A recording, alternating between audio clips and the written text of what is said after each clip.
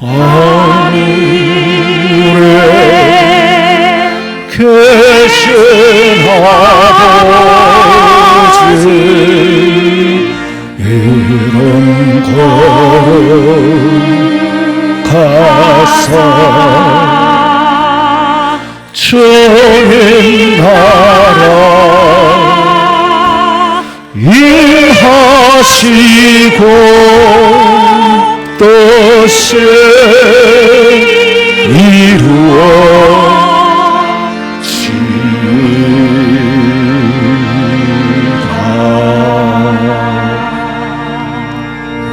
여호와여, 나의 기도에 귀를 기울이시고 내가 간구하는 소리를 들으소서. 나의 환난 날에 내가 주께 부르짖으리니 주께서 내게 응답하시리이다. 하나님 아버지, 우리의 기도만 들으시는 것이 아니라 찬양받기를 원하시는 하나님, 때를 따라 필요한 육신의 양식만 주시는 것이 아니라 영혼이 살아가기 위하여 주시는 생명의 말씀, 오늘 이 예배 가운데 하나님과 만남이 있고 만남 가운데서 주고받는 것이 있어 아름다운 예배가 되기를 원하오니 받아 연락해 주시옵소서. 다시 오실 예수님의 이름으로 기도하옵나이다. 아멘.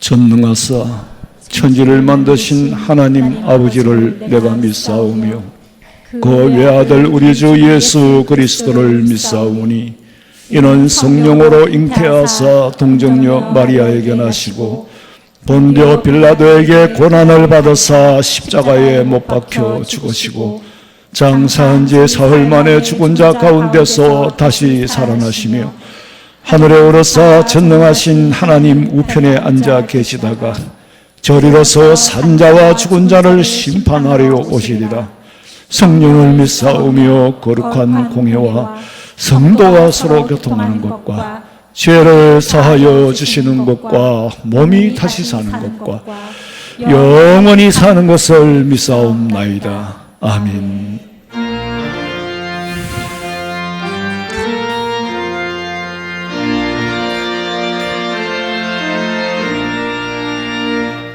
구세주를 아는 이들 찬송하고 찬송하세.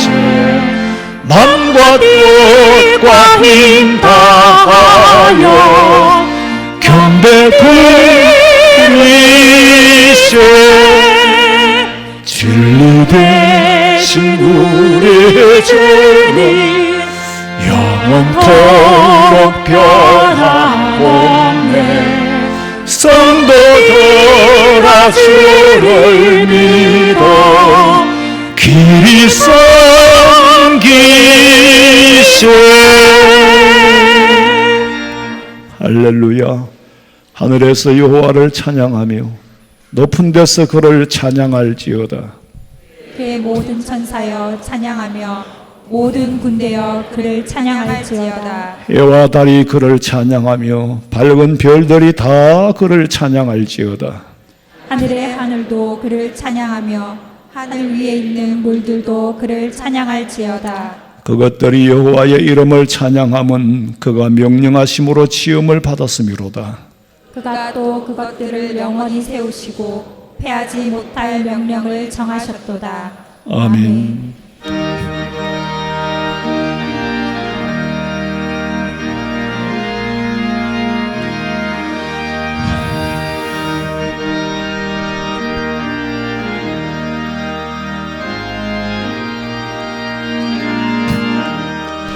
예수 앞에 나오면 제사 받으며 주의 품에 안기어 편히 쉬라.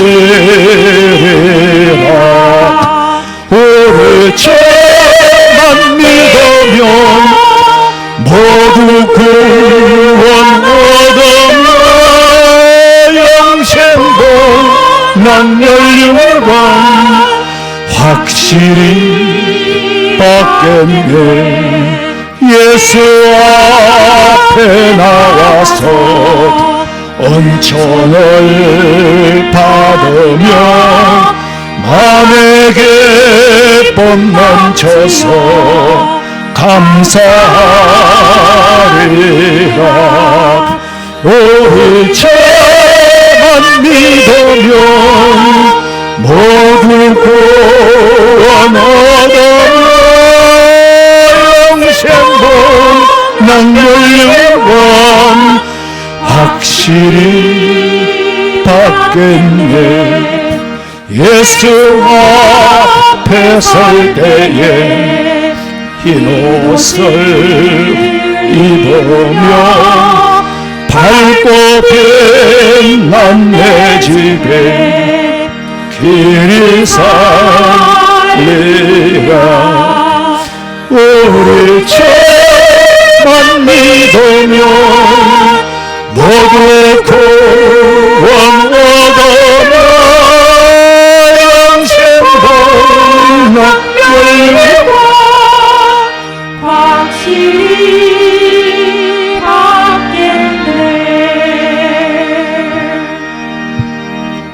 자격 없는 우리를 죄에서 구원하여 주시고 십자가의 보혈의 피로 하나님의 자녀 삼아 주셨기에 오늘도 거룩하고 복된 날 주의 전에 올라와 예배할 수 있는 자리에 서서 예배자로 세워주신 하나님, 감사와 찬송과 영광을 돌려드립니다. 한 주간 또 세상 가운데 살면서 예수의 향기를 전하지 못하고 오히려 남에게 상처를 주며 비방하고 비판하였던 우리의 삶의 모습이 마치 육에 속한 자인 것처럼 살았던 우리들의 죄된 모습을 하나님 앞에 고백하오니 용서하여 주시옵소서. 이 한 시간 정결한 몸과 마음으로 신령과 진정으로 드리는 귀한 예배 되게 하여 주시옵소서. 올 한 해도 어렵고 힘든 가운데서도 하나님 지켜주신 하나님께 감사를 드립니다. 우리가 살아나가는 동안에 우리 여호와 하나님을 기억하며 살아가기를 원합니다.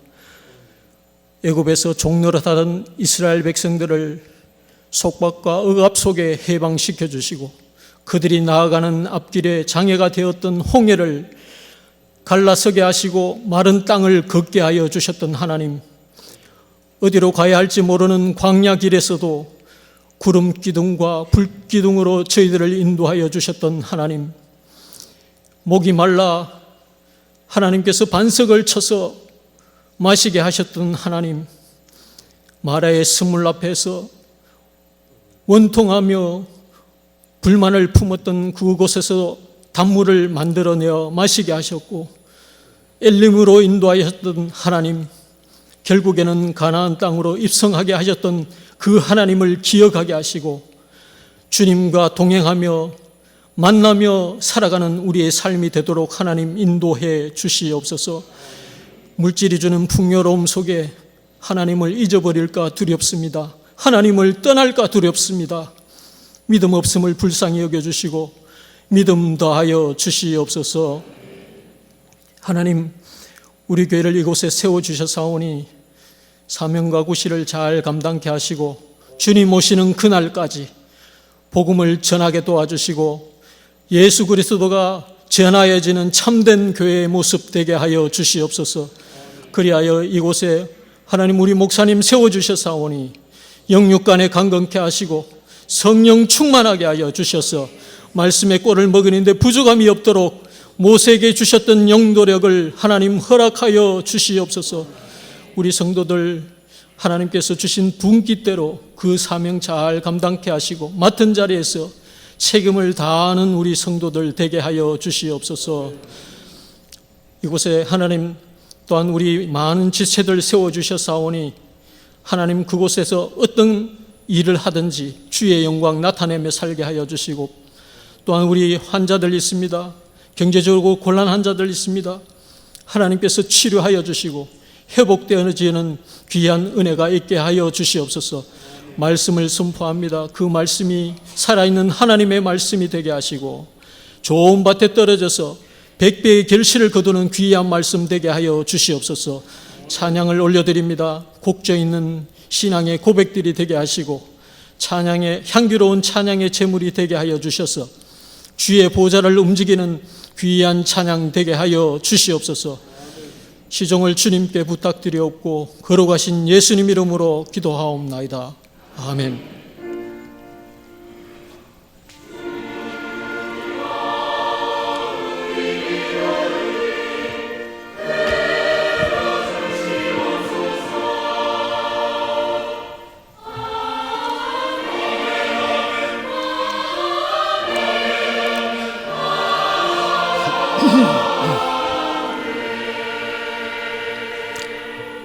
갈라디아서 2장 18절에서 20절 말씀까지 봉독해 드리겠습니다.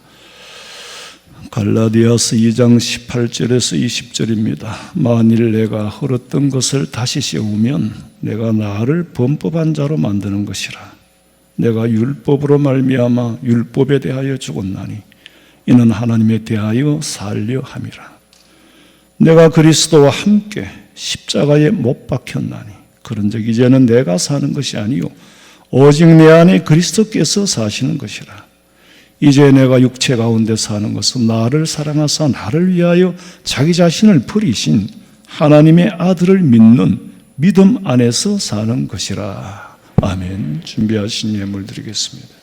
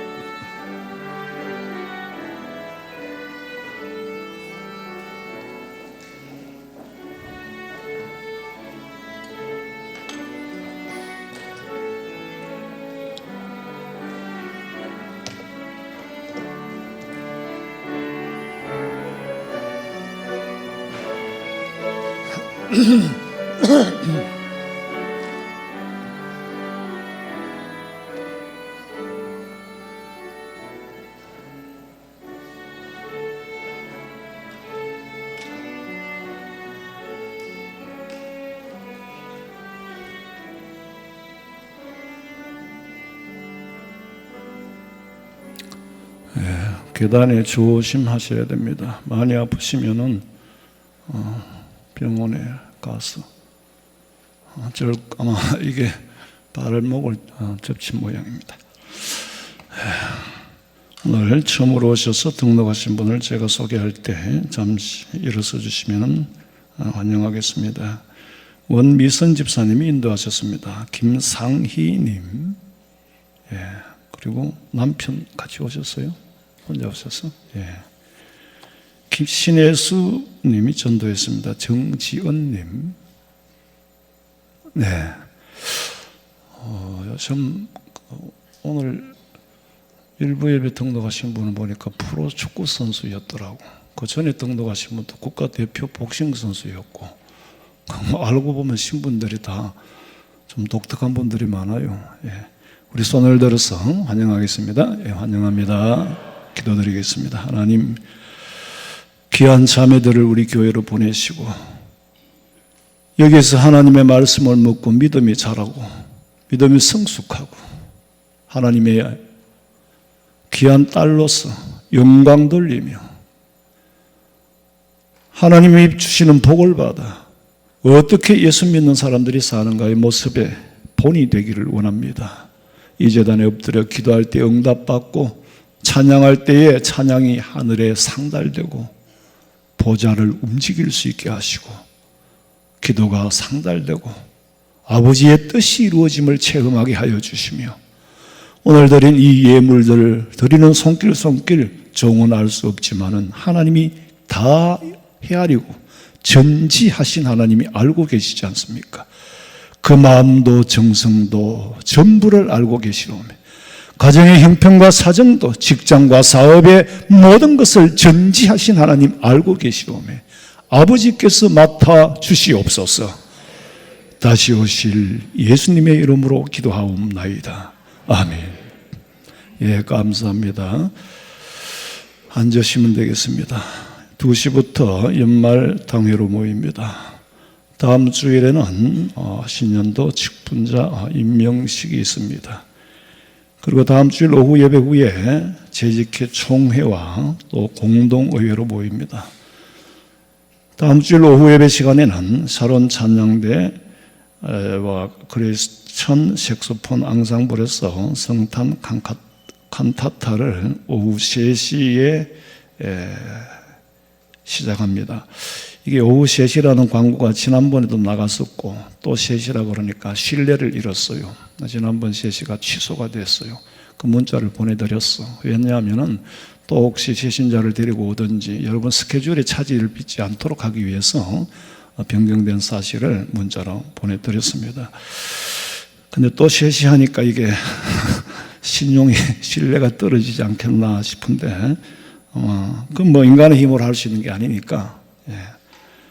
그리고 이 14일 성탄 발표 전야를 준비하기 위해서 17일 오후 예배와 재직회 그리고 공동회의 후에 본당에서 준비하겠습니다.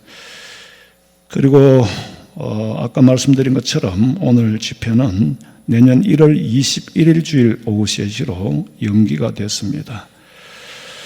그 외에 광고를 참고하시고 기부금 납입증명서 정직하게 받아가시기 바랍니다. 찬양 드리겠습니다.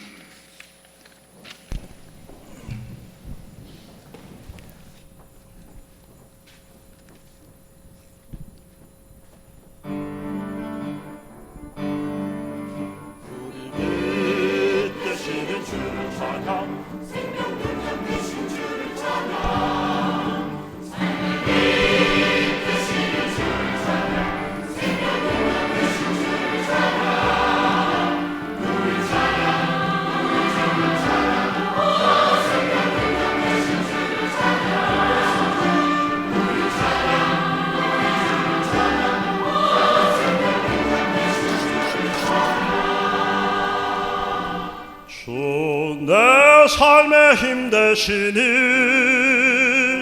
나 두렵지 않으리 나 굳건히 서리라 주 함께 하시니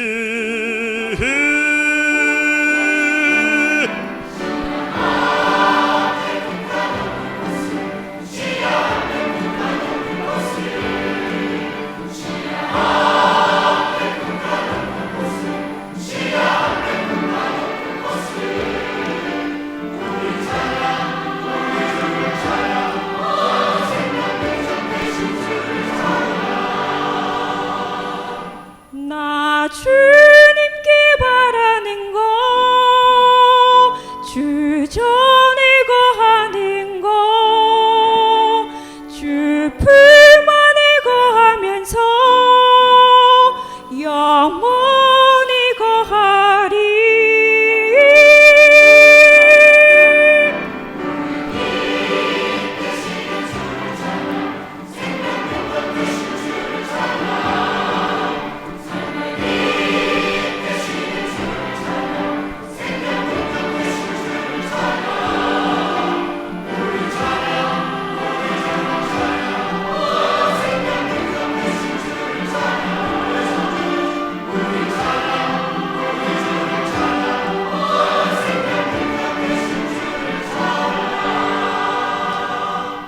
내 무거운 삶의 길을 주 앞에다 놓겠네 주 계신 곳 바라보며 힘차게 걷겠네.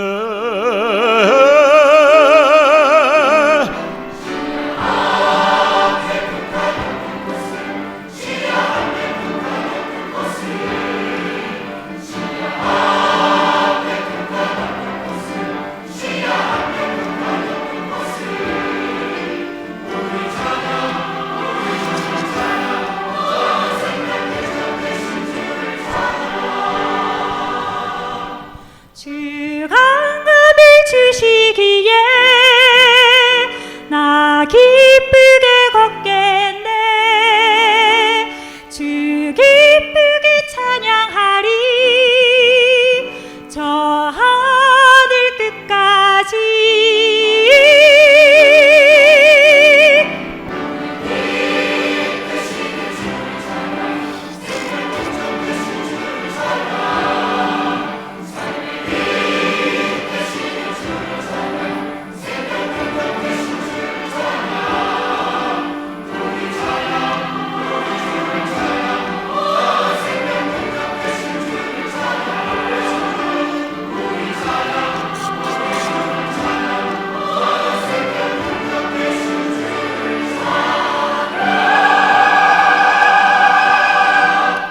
아멘. 참 찬양하면서 퍼포먼스가 함께하는 그런 삶이 되시기를 주님의 이름으로 축원합니다. 여러분은 오늘 세상의 소식, 정치, 경제, 사회, 돈 벌어는 거 그거 배우러 온 게 아니에요. 그거는 유튜브로 얼마든지 홍수같이 쏟아져 나옵니다. 그러나 여기서는, 교회에서는 옛날에는 그랬어요. 뭐 정보가 없고 그럴 때는 세상 사는 얘기도 하고 그랬는데 지금은 목사가 대신해 줄 필요가 없어서 얼마나 좋은지 몰라요. 참 교회로서 교회는 복음 전하는 곳이에요. 복음은 이 땅의 소식이 아니라 장차 우리가 갈 천국의 소식을 전하는 곳이고 천국 가서 살 준비를 시키는 곳이 교회예요. 그래서 교회에서 딴 거 기대하지 마시고 내가 장차 갈 분명히 삶이 세계가 있는가 하면은 죽음이 있어요. 현실에 안주하고 싶지만은 현실 자체가 세월이 안주해 주질 않습니다. 세월은 나를 씻고 늙어가게 만들고 죽음으로 이끌고 가고 있어요.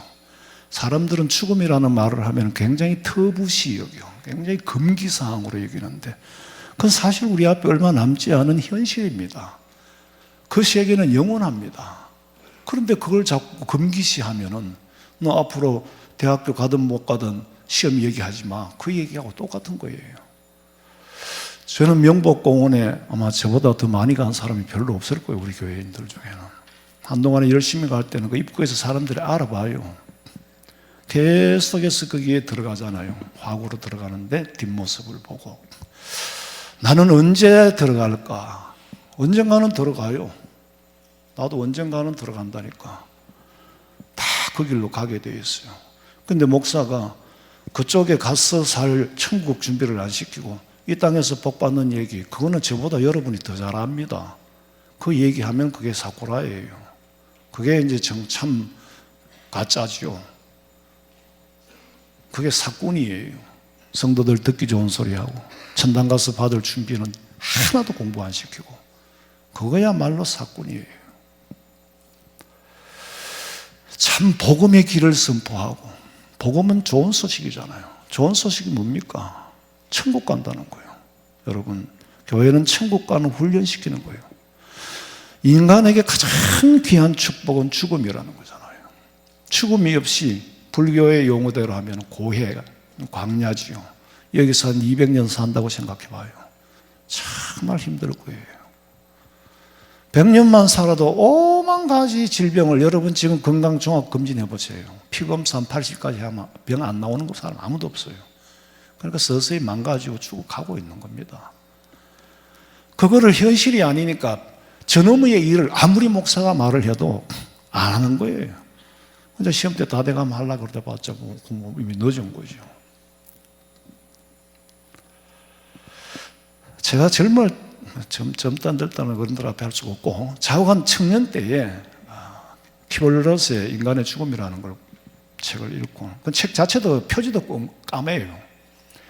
그리고 이제 죽음에 관한 이런 정보들을 많이 듣고 그러는데, 뭐 최근에 어떤 분이 40년간 죽음을 연구했다고 발표를 하는데, 뭐 죽기 전에 어떻게 뭐 재산 처리는 어떻게, 그거는 내 죽고 나면 다 알아서 하게 돼 있어요. 그게 죽음 준비래. 그런데 막상 죽음 앞에 가면은 죽고 난 다음을 모르는 거예요. 그런 강의는 뭐 하려고 합니까, 그걸? 40년 죽음을 연구했다는 거고, 죽음 다음에 너머에 있는 세상은 하나도 언급을 안 하는 거예요. 모르니까. 어떤 수도사가, 제목 높은 수도사가 죽음을 앞에 두고 그렇게 벌벌 두려워하며 떤다는 거예요. 그래서 제자들이 묻기를, 아니 선생님이 떨면 누가 죽음을 대하겠습니까? 하니까 자기는 무섭다는 거예요. 왜? 천국에 소망이 없으니까. 저쪽 세상을 한 번도 체험한 적도 없고 맛본 적도 없고, 그러니까 그런 거예요. 여러분, 우리는 죽음의 문제를 해결하고 죽음 다음에 영원히 살 그 준비를 하기 위해서 오늘 여기 나오신 거예요. 바울은 그러잖아요. 이미 나는 내 삶은 십자가에 못 박아 죽여놨다는 거예요. 여기 살면서도 이미 자기는 죽여버리고 나는 예수 안에 산다는 거예요. 그래서 예수님께서 십자가에 못 박히실 때 나도 함께 못 박혔다. 이 말은 주님 만나기 이전에 나라는 존재는 주님의 십자가에 함께 못 박아 버렸다. 죽여놓고 내가 사는 것이 아니라 내 안에 주님이 산다. 바울이 어떤 사람이었습니까? 자랑거리가 많은 사람이죠. 혈통은 유대한 정통 유대인 혈통을 가졌고, 신분은 당시의 최고인, 유대인으로서 갖기가 어려운 식민지 백성인데 로마의 시민권을 가졌고, 학문으로 말하면 당시 최고의 학자인 교법서 가말리엘의 문화생이에요. 자랑거리가 너무 많은데 그걸 전부 분토같이 여기고 십자가에 못 박아 죽여버렸다는 거예요. 그리고 내가 사는 건 주님이 내 안에, 내가 주님 안에 사는 거지 내가 내 안에 사는 게 아니다. 잘 들어보세요. 내가 주님 안에 사는 거예요. 주 안의 기쁨 누림으로 마음의 풍랑이 잔잔하니 세상과는 강고도 없고 구속한 주만 보이도다. 세상을 보는 세계관이 바뀌지, 세계관이 바뀌고, 그러면 세계관이 바뀌면 정말 무엇이 진짜 가치 있는 것인지를 아는 가치관이 형성이 되는 거예요. 바울이 봤을 때는 내가 가졌던 그 모든 것의 가치보다 비교할 수 없는 참 가치는 주님이더라는 거지. 그러다 보니까 인생관이 바뀔 수밖에 없죠. 가치를 쫓아 사는 게 인간인데 가치관을 따라서 인생관이 설정이 되는 거잖아요. 예수를 믿는 사람은 내가 내 인생의 주인이 아니라 주님이 주인이어야 돼요. 주인을 바꾸지 않고 내가 주인으로 살려고 하니까 내 인생이 고달파지고, 순식간에 그래 듣게 되면 사탄이 내 속에 들어와 가지고 내 생각과 마음을 사로잡아서 사탄의 지배하에 두게 되는 거예요. 그래서 사탄의 지배를 받고 살면서도 누구의 지배를 받고 사는지를 모르니까, 톨스토이가 독서의 바퀴라는 책에 내가 10번도 더 말씀드렸지만, 인간은 누구에겐가 노예가 되지 않고는 안 된다. 누구에겐가 매여야 되고 누구에겐가는 종이 되어야 된다. 근데 문제는 과연 누구의 종이 되고 누구에게 매이느냐라는 문제만 남았다. 우리는 예수님에게 매이지 않고 사탄에 매이게 되면 불신자보다 더 악하게 사용된다는 사실을 분명히 기억해야 돼요. 사탄은 애초에 불신자들은 악하게 쓰질 않습니다. 악하게 사용하는 것은 예수 믿는 사람이 이탈했을 때 악하게 사용합니다. 그래서 바울은 자기가 살아가는 방식을 완전히 바꾸었고 분명히 했습니다. 20절 읽어봐요. 이제 내가 육체 가운데 사는 것은 나를 사랑하사 나를 위하여 자기 자신을 버리신 하나님의 아들을 믿는 믿음 안에서 사는 것이다. 믿음 안에, 주님 안에 산다는 거예요. 신학적인 용어로는 신앙의 실존적 의미, 무슨 말이냐면 믿음 안에서 자기 존재를 찾는다는 것이. 내 존재를 뭐 동네 가서 내가 반장을 할 수 있나 없나, 교회 와서 내가 뭐 장을 할 수 있나 없나, 뭐 어떤 직분을 가질 수 있나 없나, 그런 데서 찾는 게 아니고, 내 교회 갔더니 아무도 내 알아준 사람도 없고, 뭐 교회에서 내가 위치를 좀 차지해야 되고, 그러려거들랑 오늘 주일 교회 오지 말고 봉사활동 하는데 열심히 가면 그거 다 장식해줘. 교회에서 직분과 직책은 하나님 주시는 명령이고 은사대로 하는 봉사지, 이걸 서로 네가 하니 내가 하니 그거보다 더 치졸한 게 없고 치열한 게, 그러니까 교회가 병드는 거예요. 절대로 그런 교회, 건강한 교회가 될 수 없어. 예배 시간에 설교 들으면서도 누가 부정하나, 누가 그런 생각을, 아주 유치한 생각을 가지고 거기서 못 벗어나는 거예요. 바울은 자기는 믿음 안에서 자기 정체를 찾고 싶어 하는 거예요. 과연 내가 하나님의 말씀 안에 있는 내 정체를 찾았을 때 나는 참 추접어. 진짜 추접고 더러워요. 야, 나 잘난 줄 알았더니 믿음과 말씀 안에서 내 정체를 찾아보니까 없어. 내가 거기 있어야 될 내가 없어. 어디 있느냐? 교회 직분에 있는 거야. 목사라는 자리에만 있지 예수 안에서 내 정체가 없어. 그거보다 더 슬픈 일이 어디 있겠어요. 그런데 보니까 그래도 내가 복음만 전하잖아. 거기에 약간 흔적이 있어. 여러분, 우리 예수 믿는 사람은 예수 그리스도 안에서 자기 정체를 찾으시기 바랍니다. 다른 건 다 지엽적이고 돌아보면 부질없는 일들이에요. 내 건강을 믿고 물질을 믿고 사람을 믿고 그렇게 믿고 산다는 얘기는 전혀 별개의 문제입니다. 오늘 20절 한 절만 읽고 묵상하고 가슴에 새기고 성령 안에서 신앙적인 체험을 얻게 되면은 알면 알수록 주 안에 있는 내 모습은 추잡하고, 그러면서도 참과 거짓이 무엇인지 이제 알게 되고, 영안이 열려서 선과 악을 구분하게 되고, 정의와 불의를 분별할 수 있고, 선을 행하는 일에는 한없이 힘이 나는데 악한 일을 행하려고 하면 한없이 연약해지고, 의의 앞에서는 내가 의의가 없음을 발견하게 되고, 불의와 맞설 때는 담대하고, 선한 일에는 앞장설 용기가 생기지만 악한 일에는 절대로 앞장설 용기가 안 생기는, 그게 분별이 돼야 그리스도인이에요. 그게 분별이 안 되면 크리스찬이 아니죠. 그리스도에게 속하지 않았다는 거예요. 이 역할이 거꾸로 되면은 사탄에게 쓰임받기에 딱 맞는 사람이에요. 여러분, 착한 사람하고 선한 사람하고 별개의 문제입니다. 어떤 후배가 그래요. 목사님, 저는 착한 사람 싫습니다 하더라고요. 무슨 말이냐 그러니까, 착하기만 하지 책임이 없는 거, 그렇잖아요. 마음 좋은 사람하고, 그 마음 좋은 사람은 수용할 수 있는 용량이 넓지, 마음이 좋으니까. 마음 좋은 사람은 괜찮은데 착한 사람은 별개의 문제입니다.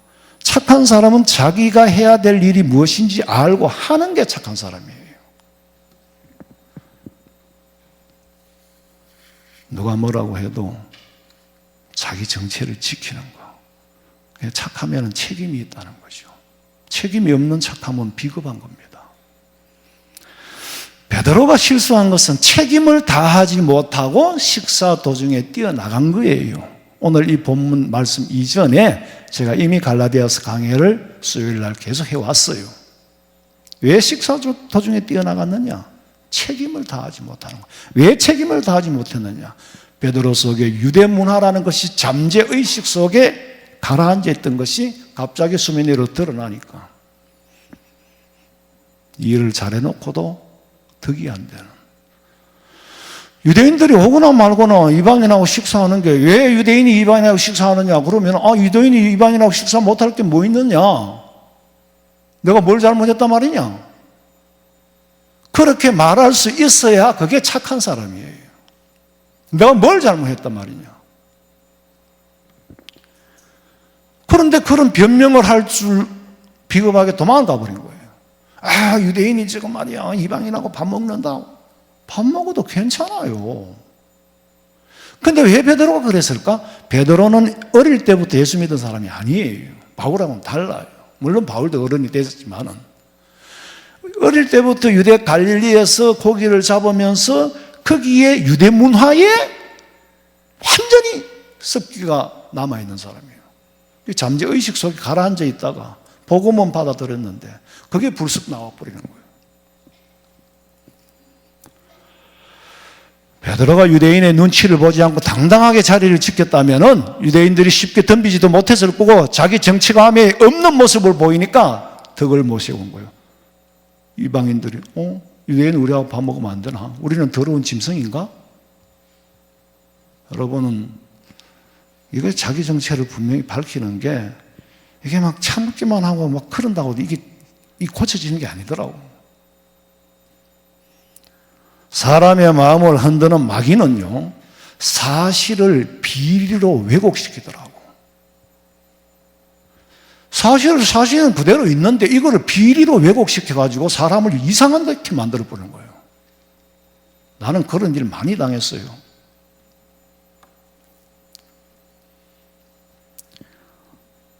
대통령 부인이 가방이 왜 뉴스거리가 되는지 나는 이해가 안 돼요. 자기 돈 주고 자기가 샀으면은 뭘 들고 다니든지. 옛날에는 전부 정부의 돈 가지고 샀다 하더라마는 지금은 그럴 시대가 아니잖아요. 얼마나 뉴스거리가 없으면 그런 걸 뉴스거리로 시키는지. 자기 돈 주고 사는 사실 들고 다니는 걸 이걸 왜곡을 시켜가지고 비난거리로 만드는 거예요. 비난거리로 만들어.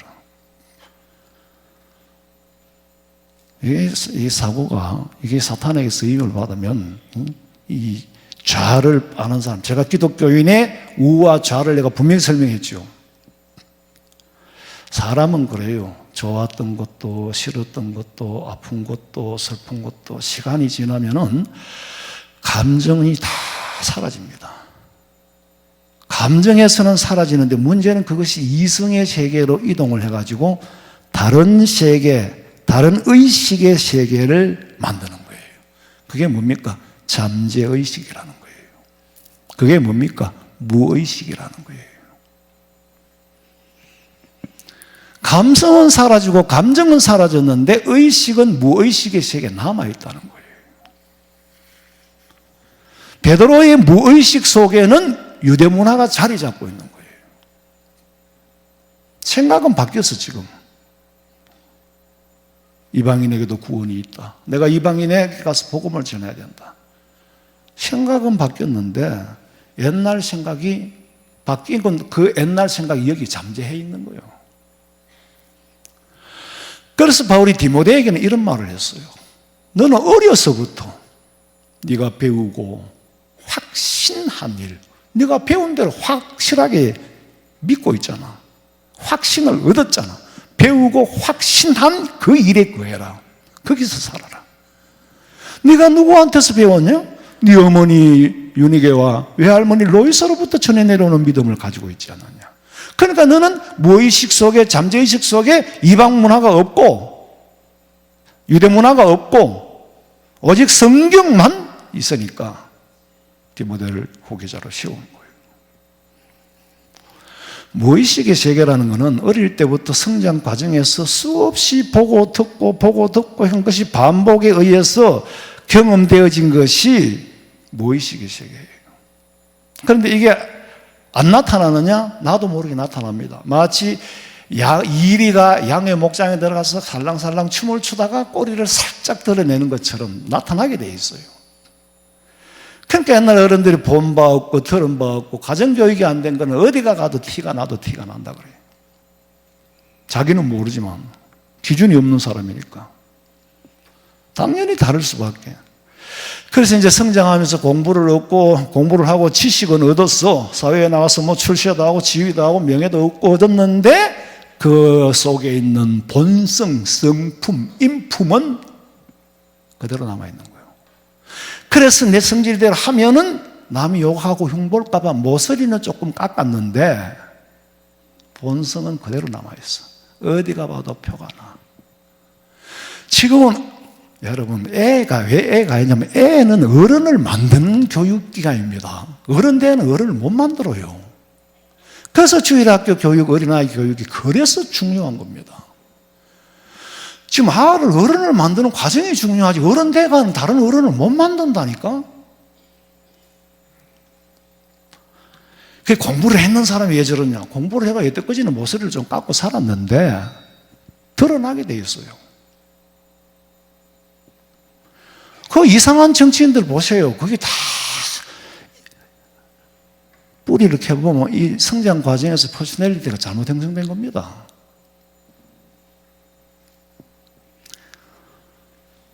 무의식의 세계는 절대로 변하지 않는다는 거예요.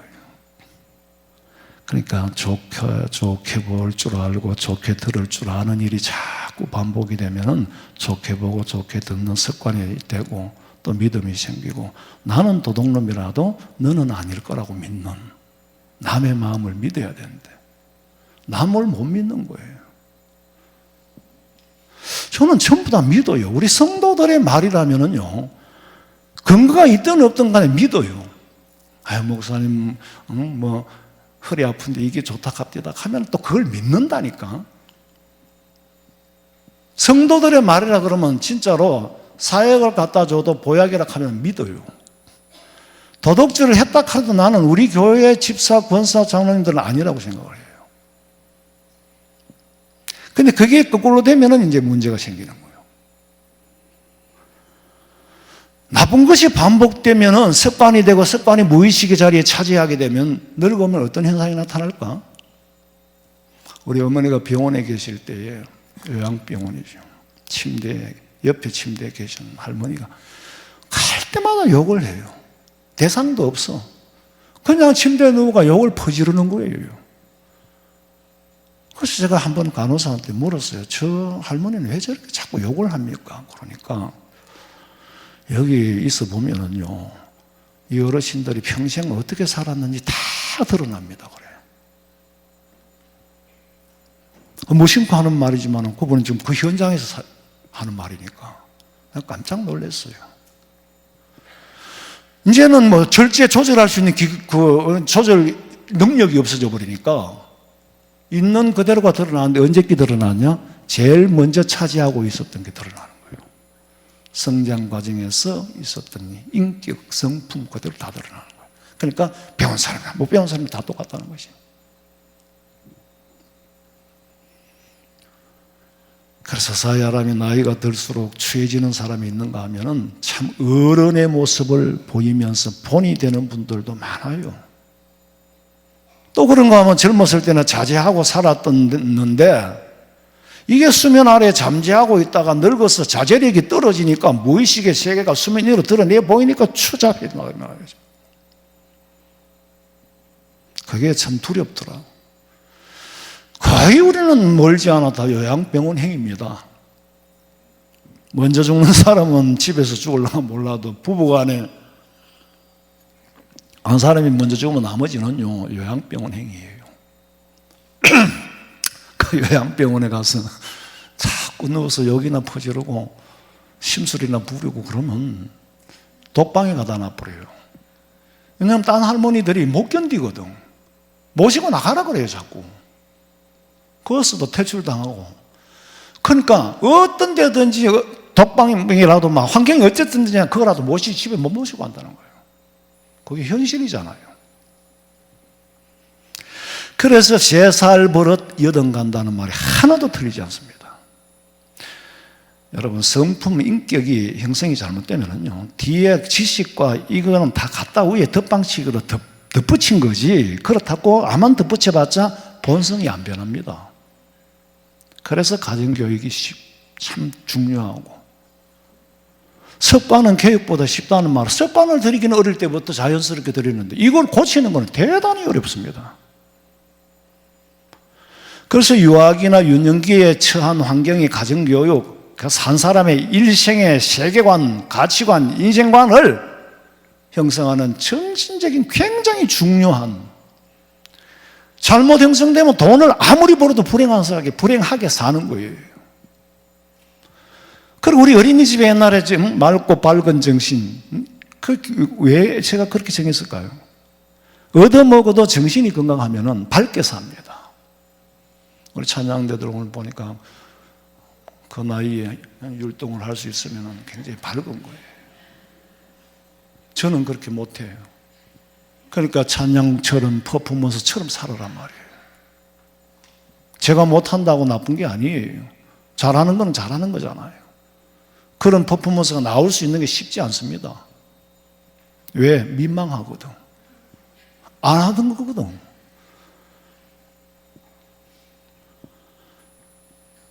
전 그래요. 때를 놓치고 뭐 돌이킨 듯 뭐 인품이라는 건 돈 주고 살 수 있는 게 아니잖아요. 참 고귀한 가치예요. 주변에 보면은 참 그런 인품과 인격을 갖춘 분들이 많아. 속으로는 참 부럽다. 너무너무 부럽다. 저는 뭐 가는 데라 그랬잖아요. 사우나 같은 데 가는데 뭐 연세가 드셔도 사람이 가면 예의를 지키는 거예요. 자리를 비켜주고 갖추는 거 보면 속으로 참 존경스럽다. 노인, 걷지도 못하는 노인을 아버지를 모시고 목욕탕에 오는 거 보면 그 아버지보다 아들이 너무 존경스러워. 야, 저 아들이 저렇게 효자구나. 아버지가 아무리 못생기고 아무리 보잘것이 없어도 그 아버지도 빛이 나는 거예요. 저 아들이 저렇게 극진하게 모시니까. 한 번은 그래서 참 쉽지 않은 일인데 내가 보기 너무 보기가 좋다 그랬더니 별 말씀이요. 당연히 해야죠. 당연한 걸로 배웠기 때문에 당연히 하는 거예요.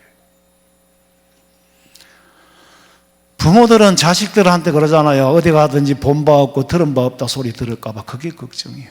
특히 딸을 키우는 시집 보내는 친정 부모 입장에서는 시집 가서 가정교육을 어떻게 받았나 그 소리 들을까 봐 그게 정말 걱정이거든요. 바울은 예수님 만나기 전에 스데반을 돌로 쳐 죽이는 일에 앞장섰던 사람이에요. 그러나 성령에 사로잡혀서 회심해서 목적과 방향은 바꾸었는데도 불구하고 그 속에 남아있는 건 역시 뭐가 남아있어요? 날마다 영의 법과 육의 법.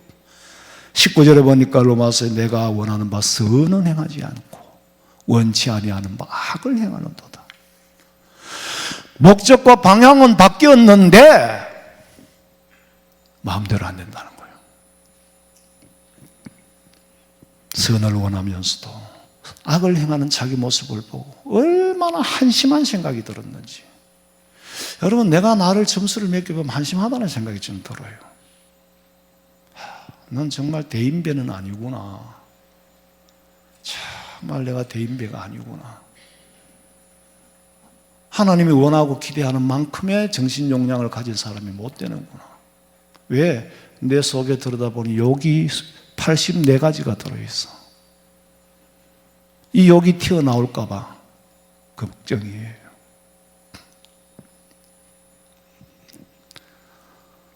그게 하루아침에 또 되는 일도 아니잖아요. 그래서 20절에 보니까 내가 원하지 아니하는 그것을 하면은 이는 내가 행하는 것이 아니라 내 속에 있는 죄가 행한다고 말은 하는데 자기가 아닌 걸로 부인하고 싶어. 내가 죄를 짓거든 내 아이들이 자기가 아닌 것을 부인하고 싶지만 그것도 피할 길이 없어. 그것도 내 몫이더라는 거예요. 21절에 보니까 그러므로 내가 한 법을 깨달았노니 그 선을 행하기 원하는 나에게 악이 함께 있다는 걸 인정을 하는 거예요. 이제 악의 뿌리는 참으로 끈질기게 깊이 내 속에 박혀 있어요. 22절을 읽어봐요. 내 속 사람으로는 하나님의 법을 즐거워하되 내 지체 속에서 한 다른 법이 내 마음의 법과 싸워 내 지체 속에 있는 죄의 법으로 나를 사로잡는 것을 보는도다. 오호라, 나는 곤고한 사람이로다. 이 사망의 몸에서 누가 나를 건져내리요? 나는 거듭나고 변한 줄 알았는데 들여다보니 무의식 속에 남아있는 게 더럽다. 오호라, 나는 공고한 사람이라. 이 사망의 몸에서 누가 나를 건져랴? 누가 나를 건지겠어요? 예수님이 나를 건지는 거예요. 예수님이 그 죄악의 신분, 구원의 지옥 갈 신분에서 구원의 신분으로 건지는 거예요. 건지는 거는 예수님 이외에는 길이 없어요. 돈 주고도 안 돼요. 건짐 받은 우리가 어떻게 살 것인가? 그 문제는 다음을 준비하는 겁니다. 건짐 받은 우리가 건짐 받기 위해서 우리가 믿는 게 아니에요. 건짐 받은 우리가 어떻게 사느냐에 따라서 행위록에 기록된 대로 다음 세상이 준비되는 겁니다. 광야는 가나안을 준비시키는 기간이잖아요. 그래서 목사가 왜 사는가에 의미를 부여하고 다음 세상을 준비시키지 않는다면은 목사는 전공을 바꿔야 돼.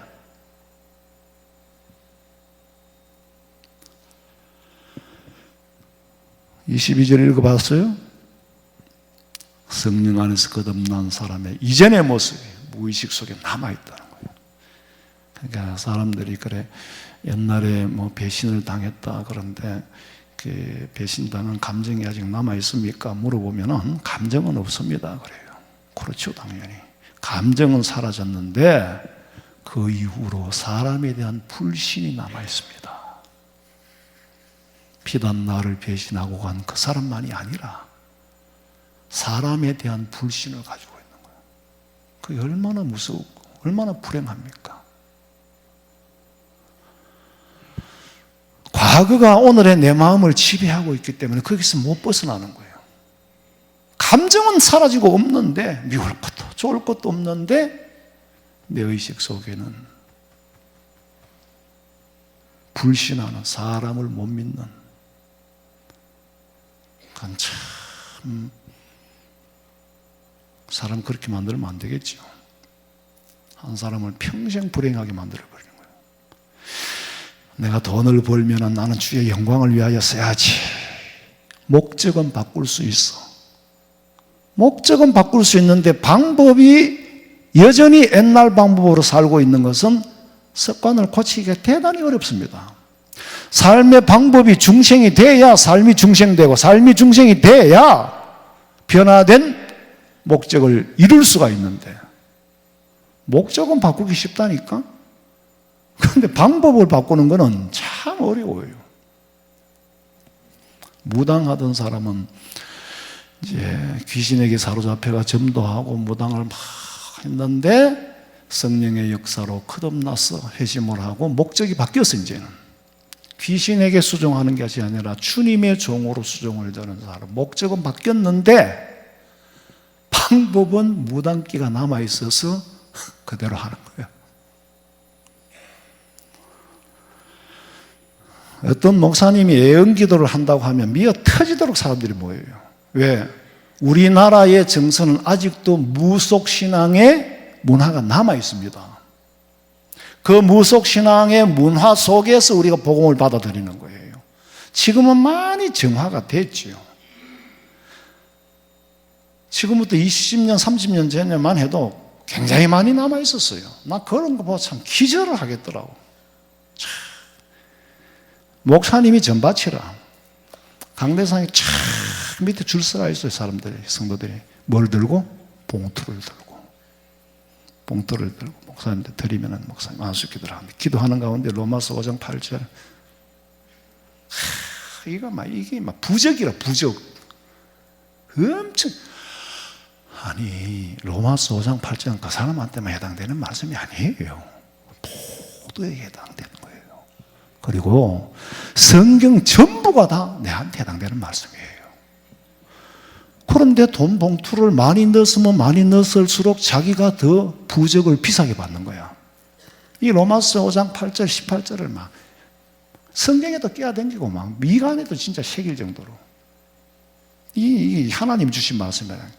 근데 어떤 거는 집에 가서 찾아보, 이 창세기 60장이 없어. 그런데도 이거는 헌금이 아니라, 컬렉션이 아니라 현금으로 목사님한테 주는 거예요. 그러니까 이게 뭐냐면 바울이 그랬잖아요. 경건을 이익의 수단으로 삼는 거예요. 목사라는 경건의 자리에서 이걸 이익의 수단으로 삼아가지고 돈을 받고 기도를 해주는 거예요. 많이 받으면 효과가 크지요, 당연히. 왜? 부적을 비싸게 주고 산 거는 효과가 크고, 부적 파는 사람한테 가서 물어보세요. 뭐 흐른 것도 있습니다. 뭐 이거는 근데 별 효과는 없고, 절에는 최하가 500단위부터 시작합니다. 한 5천 정도 줘야 뭐 효과가 있고, 또 사가 가는 사람도 50원 주고 사서 마음대로 내삘 뿐. 그런데 이거를 5억을 주고 똑같은 부적이라니까? 무슨 플라시보 현상을, 심리를 이용하는 거예요. 우리는 믿음이라는 건 플라시보 현상이 나타나는 게 아닙니다. 전 인격적으로 신뢰하는 거예요. 근거가 있기 때문에. 어떤 부흥 강사 목사님 와가지고 자, 우리 교회 혹시 여기 옥자 이름 중 옥자가 들었는 사람 여기 아무도 없습니까? 옥자 없어요? 옥자는 다 바꿔야 돼요. 그건 정말 이름이 재수 없는 이름이에요. 그러니까 옥순이가 은혜로 바꾸고 분홍이가 은도로 바꾸고 세상 난 기가 막혔어. 근데 그 이름을 딴 데 가서 또 바꿔온 사람도 있어. 바꿔가 목사님 지금 이름 바꿨는데 왜 할까요? 왜 하기는 왜 그 바꿔준 사람한테 가서 물어보세요. 바꾸기는 거기서 바꿔놓고 묻기는 왜 내한테 가서 물어요. 정말 예수를 믿어도요. 참 도대체 뭘 보고 뭘 들었고 뭘 가르쳤는지. 돈을 많이 준 만큼 받은 게 가치가 있게 여기니까 부산 부족도 살락하던 한 5억짜리 정도 사. 그래야 그 효과가 있지 뭐. 근데 만약에 목사님한테 기도 한번 받으라 그러면 내가 솔직히 말씀드렸어. 이 설교 마치고 기도하는 건 굉장히 힘들거든요. 얘기하는 건 달라요. 에너지가 굉장히 들어갑니다. 근데 어느 교회는 보니까 목사님한테 주일날 기도 못 받으면 사모님 딱 가로막고 절대 못하게 한대. 건치 오지도 못하게 한대요. 이해는 해요. 그러나 그게 그렇게 힘드는데 내가 그렇게 힘들게 기도를 해도 소리가 커서 힘드는 게 아닙니다. 그건 몰라요, 여러분들은. 기가 빠져나가는 게 그까지 좀 무슨 이상한 그거잖아요. 지압하는 사람 기가 다 빠져나가잖아요. 영역이 빠져나간단 말이에요. 그렇지 않으면 그게 어떻게 기도가 되겠어요. 근데 공짜로 해주니까 효과가 없어요.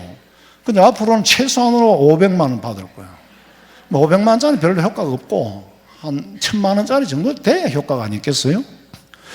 그래 받으면 1000만 원 주고 이제 예약을 해가 기도를 목사님한테 기도 받는다. 그럼 앞날부터 목욕 재개하고 막 향수 뿌리고 막 최고 좋은 입고 나 기도하지도 않는데 자기가 막 흔든다니까. 세상에 아직도 그러는 데가 내가 말도 안 되는 말을 얘한테 물을 때 제일 입장 곤란합니다. 어디서부터 어떻게 가르쳐야 될지 모르겠어. 하여튼 앞으로 500만 원 안 하고는 기도 안 해줄 테니까 그렇게 하시고. 그런데 분명한 거는 그거는 분명한 게 아니고 분명한 건 뭐냐? 여러분 생각을 바꾸세요. 돈 받고 기도해 주는 사람은 정말 가짜입니다. 공짜로 기도해 주는 게 진짜인 줄로 믿으시기 바랍니다. 이거는 확실해요.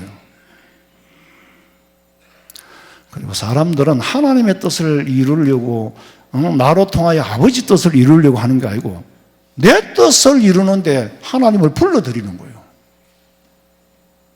아버지의 뜻을 이루는데 내가 도구가 돼야 되는데 헌신이 돼야 되는데 내 뜻을 이루는데 불러댄다니까. 그러니까 오겠어요?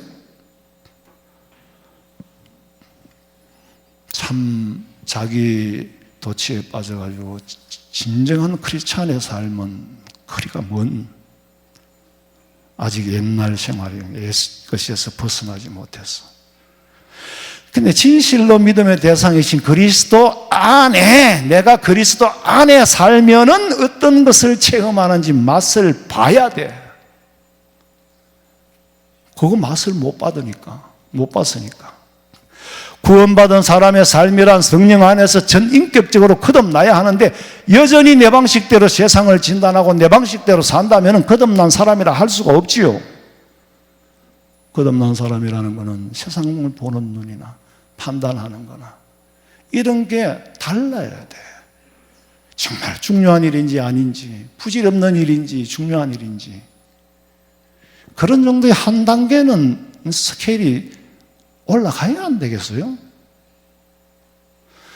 아유, 짜게 하든지 싱겁게 하든지 저건 진리가 아닌데 짧게 하면 짧게 묵는 사람 좋아할 끼고 싱겁게 하면 싱겁게 묵는 사람 좋아할 끼고 뭐 이렇게 뭐 넘어가야 되는데 이게 별 중요하지도 않는 일을 그렇게 거기다가 중요하게 여기니까 도대체 왜 교회를 오고 예수를 믿는지 모르겠어요.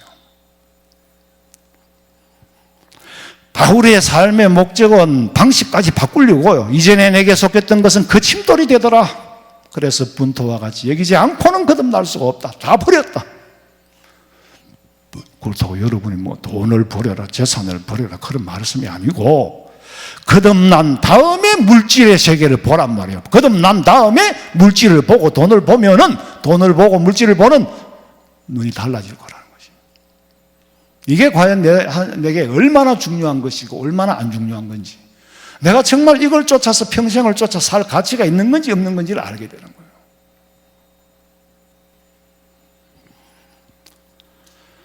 근데 사탄은 거듭나지 못하도록 시비를 걸고 시험을 하고 방해를 합니다. 물질의 흐름을 건강하게 볼 수 없는 사람의 눈에는 전부가 비리로 보이는 거예요.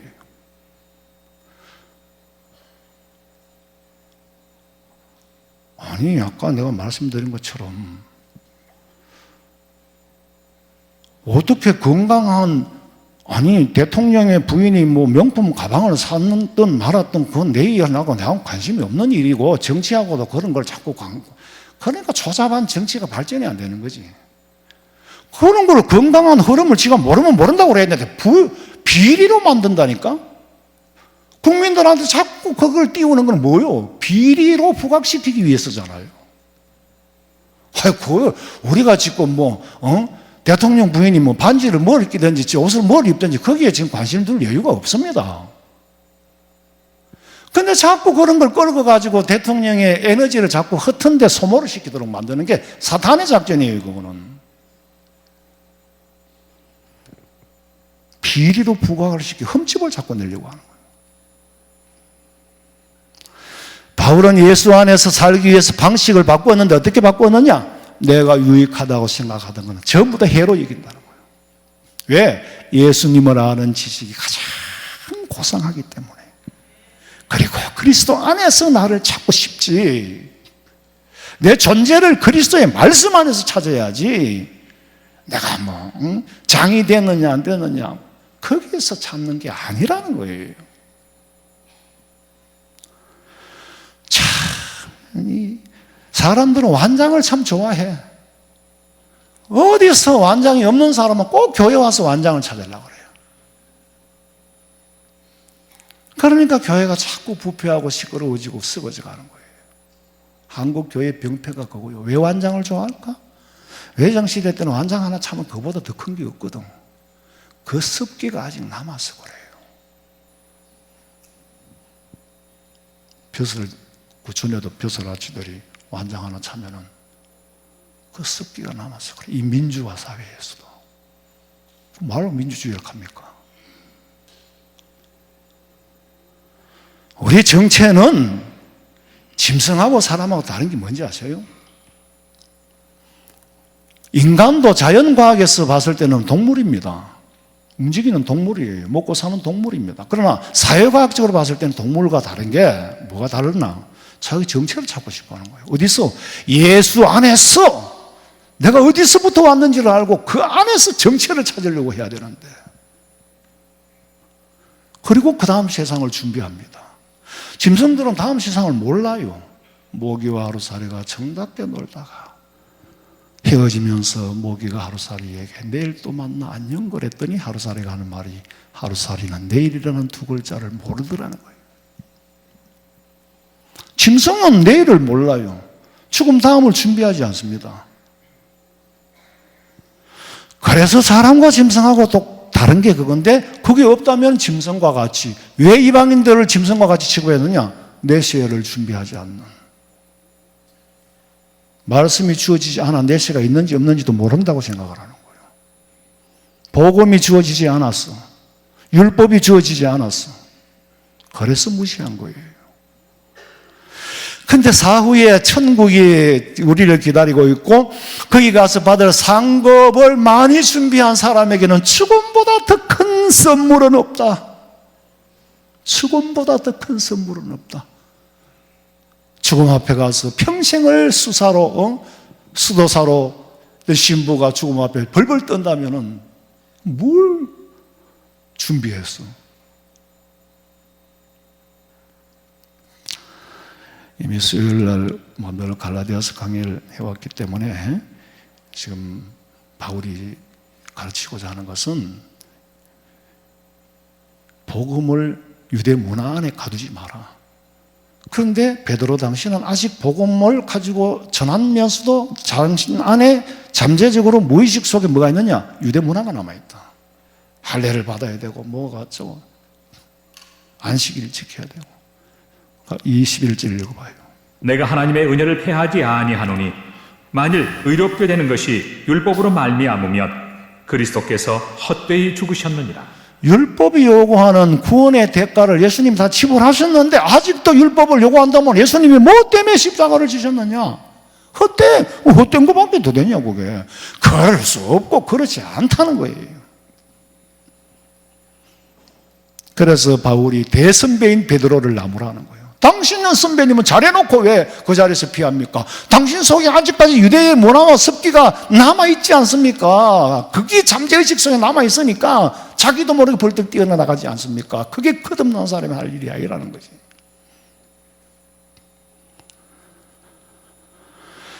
사람이 의식을 받고 살면 원래 의식은 완전히 사라져버리는 게 아닙니다.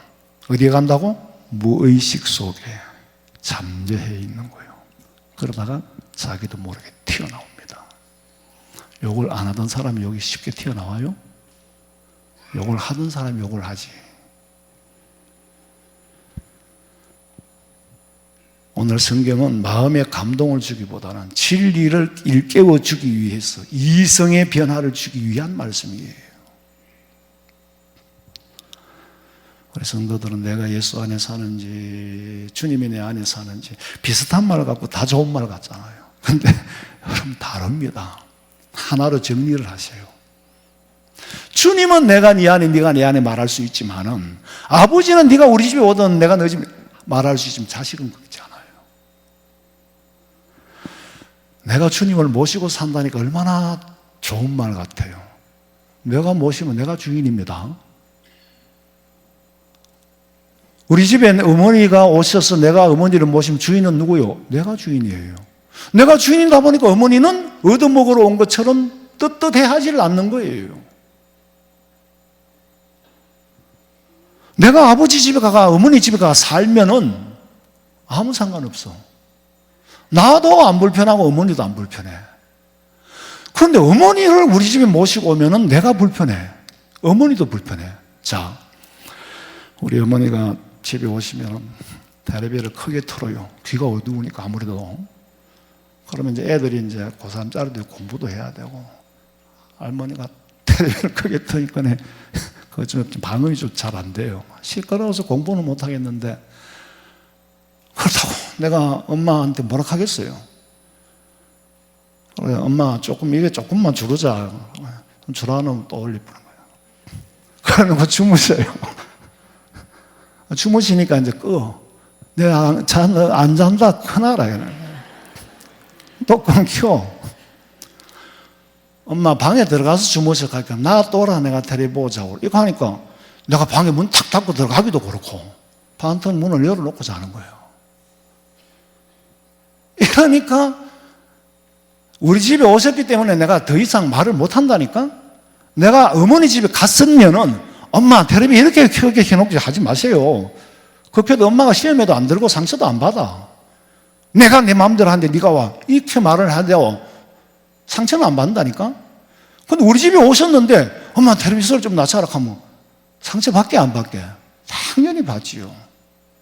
우리가 내가 하나님 안에 들어가서 살아야지. 그게 신본주의예요. 우리가 문제적으로 주님을 우리 마음에 모셔다 놓고는 그렇게 불평하게 만들려고? 그래가지고 야 그러면 내가 저 아내 방에 가가지고 그 텔레비 하나 사주면 저 아내 방에 있어요. 텔레비를 떼매는 걸 한 개 사가지고 아내 방에 딱 계시는데 도저히 내가 마음이 안 편해요. 왜냐하면은 가다 놓는 것 같아요. 그러니까 거기서 텔레비만 보고 계시니까 밖에 나올 명분이 없어지잖아요. 이러니까 이게 또 가다 놨는 거하고 똑같아. 그래 안 되겠다고 텔레비 없애버렸어. 텔레비를 없애니까 또 밖으로 나오시는 거예요. 왜 이런 현상이 나타날까? 내가 어머니를 모신다고 생각하니까 그래. 내가 어머니 집에 들어가야 돼. 우리가 하나님의 품에 안겨야지. 내가 하나님 모시고 사는 게 아닌 줄 알고 하나님의 품에 깊이 피 안겨서 사시기를 주님의 이름으로 축원합니다. 살아계신 아버지 하나님, 내가 주인이 아니라 이미 나를 십자가에 못 박아 죽여놓고 주 안에서 내가 사는 하나님의 아들로, 하나님의 딸로 아버지가 베풀어 주신 은혜와 사랑 가운데 살게 하여 주시옵소서. 다시 오실 예수님의 이름으로 기도하옵나이다. 아멘.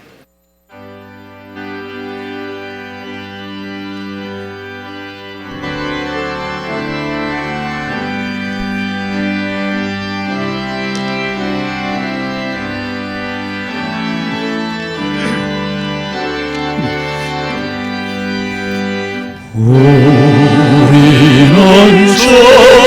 주님을 노래하나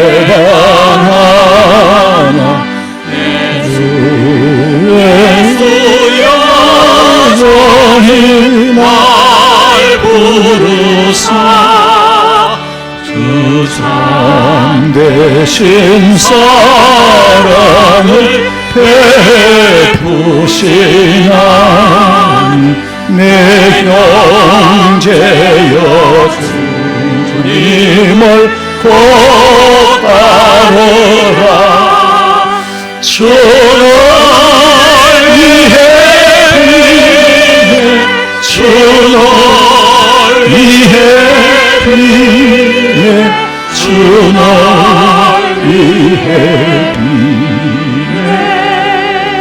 항상 주께서 풍성한 은혜를 내려 내 영혼이 나날이 복받으니 주 예수를 너희도 구주로 섬겨 곧 따르면 풍성한 복 받겠네. 주를 위해 주를 위해 주를 위해 항상 비시네.